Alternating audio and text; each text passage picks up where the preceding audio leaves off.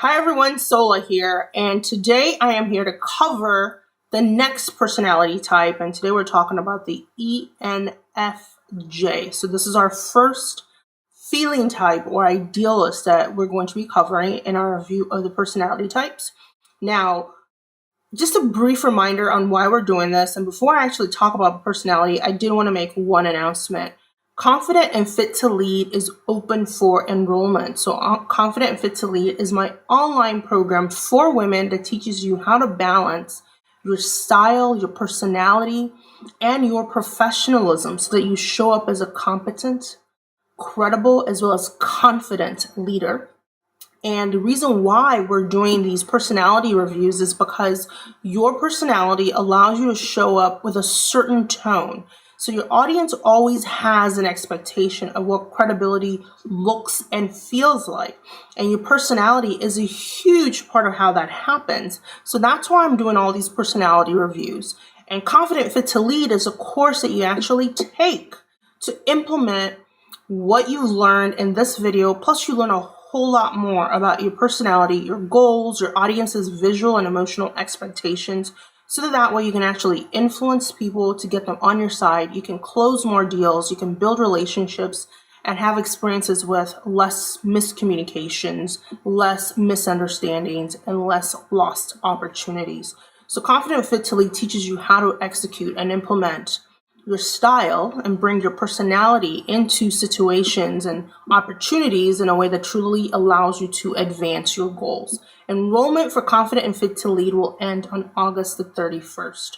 So to find the course and to register, or at least to review the content about the program, just go to www.bit.ly/fit-to-lead17. And I will include the link for that website. I will include it in the caption or in my profile, depending on the platform. So now today we're talking about the ENFJ. And again, this is our first idealist personality that we're talking about. And this personality, you get your energy from being outside of yourself. So you are more extroverted. And in terms of how you gather information, it's about the big picture. So it's the forest and not the trees. And then in terms of how you make decisions, you are more of a feeling type as opposed to a thinking type. So feeling types, you're more concerned about all the people that are involved, the emotions that are involved, the consequences of that decision in terms of how you make decisions. And then you are a judging type, so meaning that you're not judgmental. It just means that you like your structure. You like to make sure that there are systems and there are structures and processes in place as far as your orientation to the world. Now, what this means is, in terms of how you come across and what really allows you to succeed is your ability to be altruistic and inspirational. So ENFJs are known as natural leaders. And in my world, I always say that my ENFJs are promoters. So you're the one person who you find the good in every single human being. You see the kindness, you see the authenticity. And a lot of that has to do with the fact that you genuinely are kind and very authentic, very altruistic. And so because of that, your strengths are the fact that you can influence people. You can get people on your side. People want to follow you. They want to be on your team because they know your heart is good. They know that your perspective on the world is genuinely kind, and it's seeing the good side of every human being. So now those are your strengths. So then what are your weaknesses and potential challenges? So potential challenge is the fact that you can be overly idealistic and you can be so selfless that you think about everybody else instead of thinking about yourself, even at moments when you should be thinking about yourself. And because of that, you can struggle to make tough decisions. I can tell you that right now. I'll give you an example. I am working with a private client, so I've been coaching her for several months now. She's new to a leadership position, and she has a team that she's managing, and she is an ENFJ. And we have a situation where she needs to confront this employee that reports to her, And instead of confronting the employee, she's avoiding the confrontation. Part of that is she wants everybody to get along. She wants everybody to be friends. And can we all hold hands?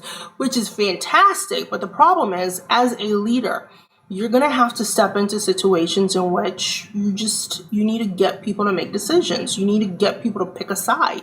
And it can feel confrontational. And I believe that conflict is good because conflict allows you to see where people stand. You know, who's on your side, like genuinely, versus who's just pretending to be on your side. And that's important as a leader. You need that information. So my ENFJs have the hardest time making tough decisions, and they have the hardest time confronting conflicts. And it's not so much that you're creating conflict as much as, in order for you to move forward, you need to know where people stand. And if you don't create the circumstances and you don't ask the right questions to elicit that kind of information, then you're stuck and you don't move ahead. And that's a problem because you don't want to be stuck. You want to make sure that you're always advancing, especially since you're putting in so much work and so much effort. So now I always give you guys, tips on how to move forward if you are an ENFJ. What can you do better? And the biggest thing is, don't doubt yourself. Don't conflict or look at your value as a human being. Don't look at it as, I'm a bad person because I'm asking tough questions. And I think it's very, very easy for my ENFJs to personalize confrontations and to be afraid to ask those tough questions. And part of that is because you feel like you're hurting somebody else's feelings, or you feel like you're inflicting harm on somebody else. When in actuality, as a leader, you have to look at the bigger picture. You have to look at the whole picture. You can't just focus on one person. And because of that, you cannot internalize and you cannot take the asking of tough questions. You can't take that personal. So it's very important that you're able to take yourself and take your self-worth out of those experiences, so that way you don't inflict hurt and you don't hurt your own self-esteem for the greater good of another human being.